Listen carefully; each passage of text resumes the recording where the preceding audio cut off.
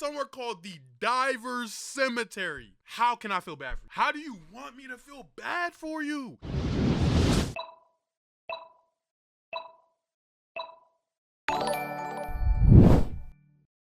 Welcome back to the Stanley Channel. Today is gonna be me, Chet. We're reacting to a video from the one and only home. Simple Paint, the worst diving deaths ever. Now, if you know one thing about me is I respect that water.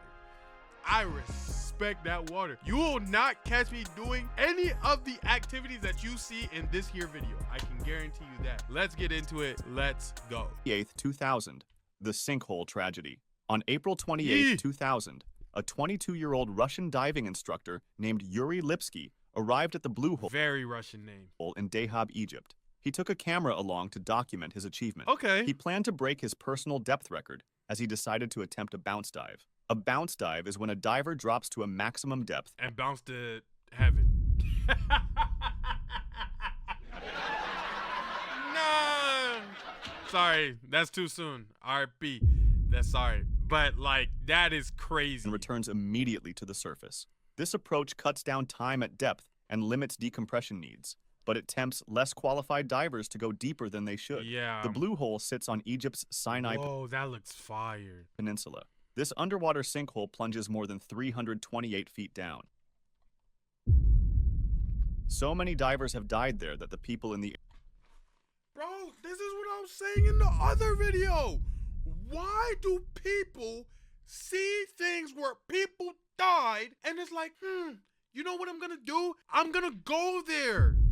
What is that? What is that brain tick mental function called? Call it the Divers Cemetery. At one... Hey, bro, what are we talking about? What are we... The Divers Cemetery? No. That's serious. Walk with me.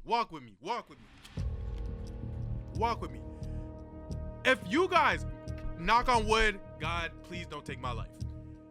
If you guys heard that I passed away and you're like, dang, what happened to bro? Where'd he go? And you hear that, oh, he was taking a walk through the Black Men's Cemetery. Yeah, it's this place where like, if you go there and you're black, you die. He was taking a walk through there. You not even gonna be sad for me no more. You not even gonna be sad no more that I passed away. You gonna look at me like, Stanley, why'd you go there? And I'm gonna have to look at you dumbfounded like, bro, that's my fault. You going somewhere called the Divers Cemetery. How can I feel bad for you? How do you want me to feel bad for you? Now, if I make battle bars on this video, I'm gonna be wrong. But he the one who went to Divers Cemetery. 180 feet down, there is an underwater tunnel called the Arch that connects the hole to the open ocean. Most fatalities occur when divers attempt to swim through this tunnel. But Yuri's death happened somewhere else entirely. Tarek Omar, another diver who was more experienced with technical diving, had tried to talk Yuri out of the dive. But Yuri refused to listen. He was confident in his abilities because he was an instructor. He thought he knew what he was doing. At 5 p.m. Yuri, no, you're really stupid.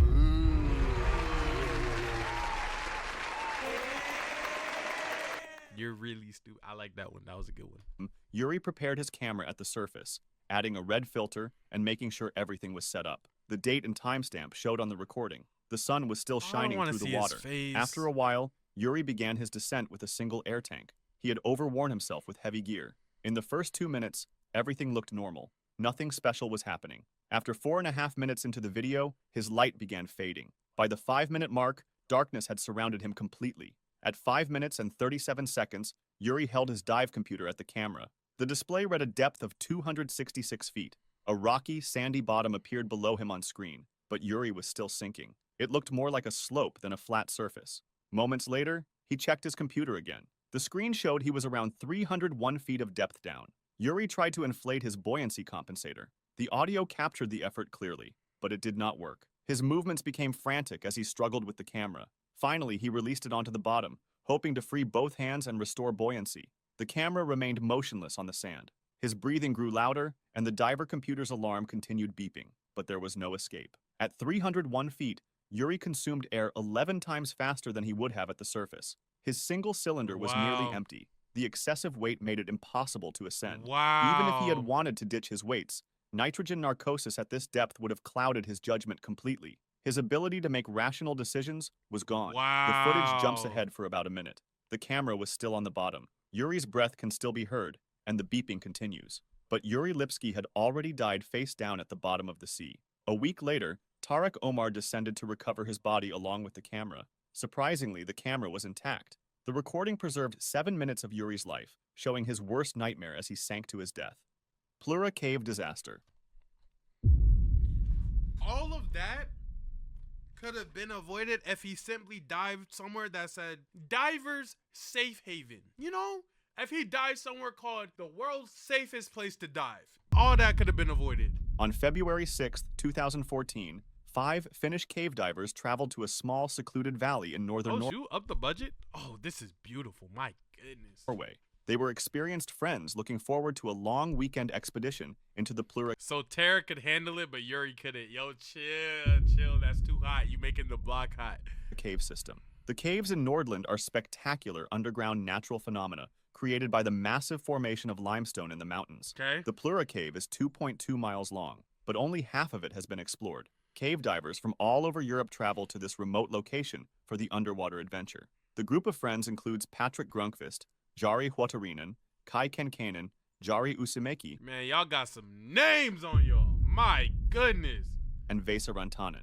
They get out of here, bruh. Plan to start at a deep pool, travel underground through water-filled tunnels, and emerge in a dry cave called... How much get out alive? I say 4 of them get out alive, 1 of them don't make it. Steinugelflaget, which is about... A Steinugelflaget? You just making things up. 1.2 miles higher up. The lowest point of the dive section measured about 433 feet below the surface level. The divers planned to go in 2 teams. Patrick and Jari Huotarinen would dive first, and after 2 hours, the second team would follow the same route. The operation began at a pool near the Jordbru farm in Plurdalen. The ice was thick, almost half a meter. The divers had to use a chainsaw to cut an opening, but the challenges were extreme. The water temperature was below freezing at -3 degrees Celsius.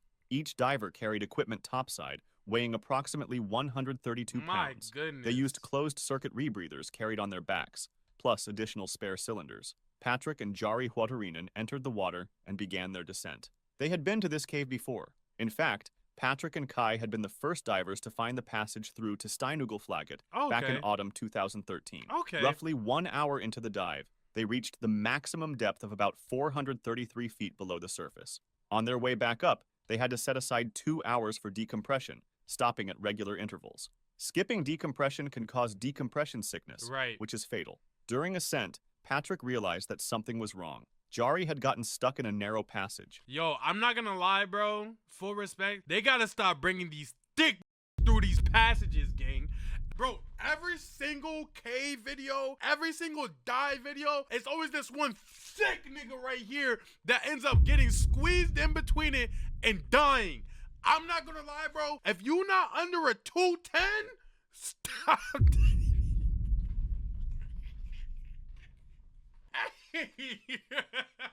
No, wait. Also, at the same time, respects to those and stuff like that. I don't want to, completely overshadow that. But every single time I see one of these videos, bro, and respects. There's always somebody who seems to get into this position, and it's making me really feel like, yo, we gotta start dieting before going on these adventures. He was trapped in the most constricted part of the route between the deep section and Steinugelflaget. It is one of the worst things that can happen to a cave diver. At great depths, stress increases rapidly. The body produces more carbon dioxide under stress. Carbon dioxide is the most insidious danger a diver faces. It is more dangerous than running out of air. It kills. At that moment, Patrick checked his dive computer. It had shown roughly 120 minutes of required decompression time. Suddenly, it jumped to 400 minutes. His breathing was rapid. His heart rate was high. Regardless of decompression requirements, Patrick could not stay in the water any longer. He had already been submerged for 7 hours. His body was shutting down. On his way up, Patrick started thinking about the second team. They were 2 hours behind him. He had already swum past Jari Huotarinen's dead body, blocking the passage, but he had no way to warn the others. Patrick made it to the surface around 9 p.m. Exhausted, disoriented, and freezing, he pulled himself out of the icy water and reached the dry cave alone. He waited in the darkness, hoping to see light beams or bubbles from his friends below. Hours passed, but no one came. Eventually, He walked down the snowy valley by himself, realizing something had gone terribly wrong. No. The last diver to surface was caught. Nobody could come through because of the body. Wow. Before then, Jari-U had seen his dead friend, Jari Huotarinen, stuck in the narrow passage. Jari-U panicked at the sight and exhibited signs of distress diver. He tried switching between his equipment to find stability. Kai made an attempt to calm his friend down. He tried to help, but could not save him. And in a few moments, Jari-U died. Then Kai found Vesa struggling with the dead Jari Huotarinen's body that was blocking the passage. He was already breathing heavily. At that point, Kai was faced with an unfortunate decision. He's to either save his friend or save himself. But seeing that Vesa was unlikely to survive and he was already running out of bailout gas, Kai forced himself to turn around. On his way out, he thought all his friends were dead in the dark depths behind him. Around 1:30 a.m., he finally surfaced through the opening in the ice. He had survived a nightmare dive that lasted 12 hours. Wow. Fortunately for Vesa, he made it through. Oh, but Jari Huotarinen and Jari Usimeki were dead. Eagle's Nest Incident. That's crazy. I thought that everybody was cooked. I'm not going to lie. I can't believe even any of them made it out. That's crazy. Man, Lord, bro. October 15th, 2016, 3 experienced cave divers arrived at Eagle's Nest in west central Florida. The site is a remote sinkhole in Chassahowitzka Wildlife Management Area. Where? What the heck? Where is that? Chassahowitzka? Bro, I said that and my phone started floating. Yo, where is this? In west central Florida. That's in Florida? Nah, we gotta see what that looks like. The site is a remote sinkhole in Chassahowitzka Wildlife. Chassahowitzka. Hold on. I gotta see what that looks like. Yo, when you look it up, literally nothing is here besides water. This isn't even a real place. Yo.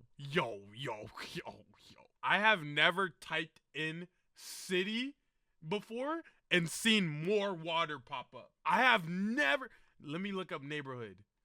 Yo. Yeah, bro, this place doesn't exist. I actually think this is like a rural area with people that hasn't been touched by civilization. Yo, that is crazy. Wildlife Management Area, surrounded by pine trees. From the shore, it looks like an ordinary pond. Beneath the surface, it is shaped like a sink with a long, rocky drain. The passages descend into underwater caves, reaching 300 feet in depth. Chris Rittenmeyer and Patrick Peacock were highly trained technical divers. Both men were certified in full cave diving, Trimix breathing gas, closed-circuit rebreathers, and motorized underwater scooters. They had years of ocean and cave diving experience. So they Their should be friend solid. Justin Blakely remained in the shallow section to explore the area while Chris and Patrick went deeper. The day before, on October 14th, Chris and Patrick had prepared the cave. They staged decompression gases and bailout bottles along their planned route. Oh! This is how you die! This is how you die! How did they die? This is beautiful.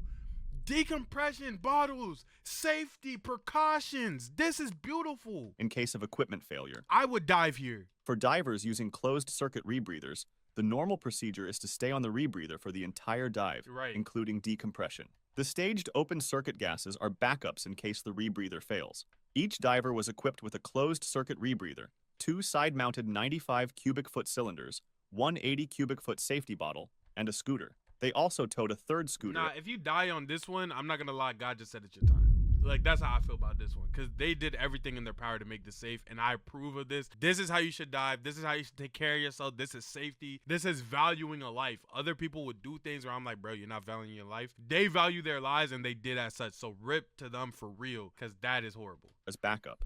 Around 2 p.m., Chris and Patrick entered the water and began their descent. The plan was for them to check in with Justin at 3 p.m. during their decompression stops. That way, he would know they were okay, but they never showed up at the checkpoint. Wow. Justin returned to the meeting point every 30 minutes, but there was no sign of his friends. By 6 p.m., he had notified the police. Search teams entered the cave that night. The first team checked the upstream passage based on what the support diver thought was their plan. They searched thoroughly, but found nothing. They returned and searched downstream, including an area called the Lockwood Tunnel. Still nothing. The first team surfaced around 3:30 a.m. The second search team entered at 3:45 a.m. to continue the downstream search. They immediately found both bodies on the exit side of an area called the Pit. The scene was documented for 45 minutes. It was treated as a potential crime scene until law enforcement said otherwise. On Monday, October Crime 7th, scene underwater? You know how mad I'd be that you waited until I dived with you to slime me out? What I would do in the afterlife to you would get us both kicked out of heaven. There would be no way you slime me out underwater and we get to see the pearly gates. There's just no way. There's no way. A gear recovery squad searched for equipment left in the cave. They found 2 scooters, Patrick's rebreather, and a 95 cubic foot emergency cylinder at the end of the guideline outside a restriction leading into an area called Revelation Space. The rebreather's loop was closed, and the unit appeared fully operational. All gear was removed and turned over to law enforcement. What actually occurred remains unknown. They did everything right. They had proper training. They had quality equipment. They set up the cave the day before. They had all the correct emergency and safety gases. They had surface support. But as Joe Satelli described the incident, sometimes bad things happen to good people for no apparent reason. Chris Rittenmeyer and Patrick Peacock died at 260 feet. Since 1981, at least 10 people had lost their lives at the Eagle's Nest. It's actually insane how fast I could go from like caring and being like, man, that sucks. And then I see things like this and I'm like, oh, I don't care anymore. It's not because if I go on a Ferris wheel ride, right? And they're like, Stanley, 10 people died on this ride. I'm not going on the Ferris wheel. If I rent a car, if I buy a car, rent a car, lease a car, and they're like, hey, Stanley, 10 people died driving this car. Guess what? I'm not driving that car no more. That's not my car. If I move into an apartment and they're like, hey, Stanley, 10 people died in this apartment unit. Guess where I'm living? Anywhere but there. And that's why I just feel a way when we get to this part of the story and they're like, oh, yeah, claim lies. I'm like, dang. Oh, by the way, but 10 people died there, though. Oh, okay, got it. You get what I mean?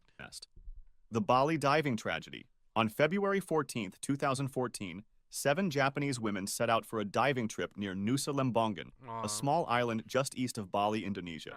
2 of them were diving instructors. The other 5 were tourists on holiday. All 7 were experienced divers with at least 50 successful no way all 7 passed dives each. They were not beginners. Nusa Lembongan is known for its stunning underwater beauty. Its colorful coral reefs, diverse marine life, and crystal clear water draw divers from around the world. But the area is also known for something else. Strong, unpredictable ocean currents and a sudden no, they got swept, bro. This is one of my biggest fears, gang. Change in water density. Around 1 p.m., the women began their 3rd dive of the day. The weather looked good when they entered the water. Their boat captain, Agustinus Brata Kusuma, followed them on the surface for about 20 minutes. Then suddenly, a storm hit. The water became cloudy and choppy. Large waves formed quickly. Then, the captain moved his boat several distances away to where the divers were expected to surface, but they never appeared. Kusuma searched the area for about an hour before he departed to buy fuel. When he returned, the divers were gone. At 3 p.m., he finally called the police. The 7 women... You called the police?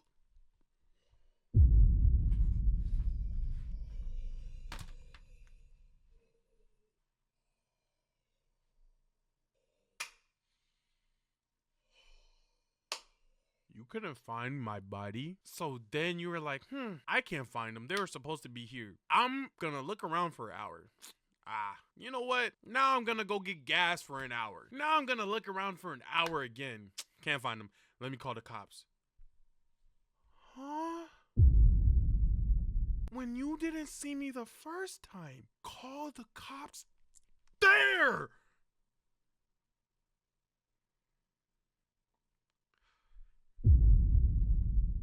Had been swept away by powerful currents during the storm. Huge waves pushed them miles from their starting point. They struggled to remain together in the open ocean, battered by wind, rain, and swells. But they had no boat. No rescue was coming. They were alone. On the first day, Friday, there was no rain. They had no fresh water to drink. The sun burned their exposed skin. Dehydration sets in quickly in the tropical heat.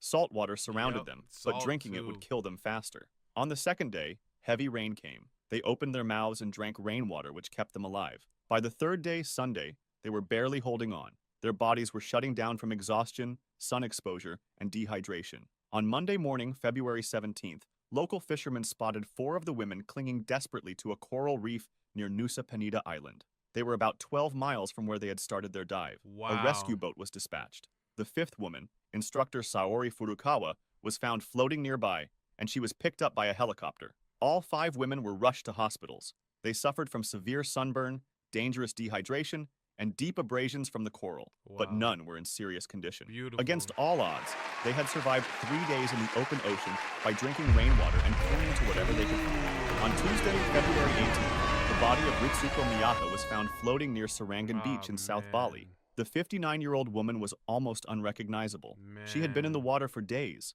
Some of her hair was gone. She was still wearing her wetsuit and flippers. The search team continued for the 7th diver, Shoko Takahashi, 29. She was a diving instructor who had moved to Bali and married a local man. She ran the dive operator Yellow Scuba with her husband. What was supposed to be a fun day out with clients and friends became a worst nightmare.